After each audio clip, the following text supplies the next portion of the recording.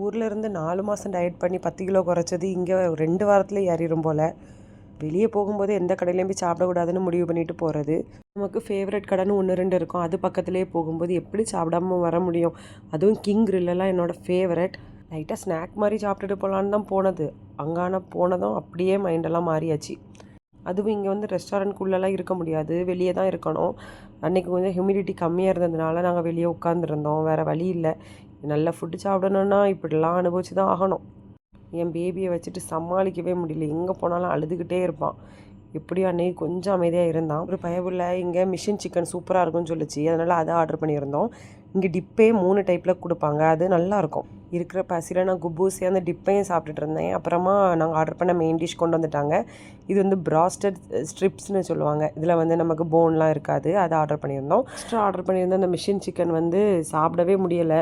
கூட அந்த ரைஸு படுங்கேவலம், நல்லாவே இல்லை. அந்த டர்மரிக்கை வந்து அப்படியே ரைஸில் கலந்து தந்த மாதிரி இருந்து, இதெல்லாம் நமக்கு தேவையாக கோபின்னு தான் இருந்துச்சு. அந்த ப்ரோஸ்டடை மட்டும் வாங்கி சாப்பிட்டுட்டு வந்திருக்கலாம்.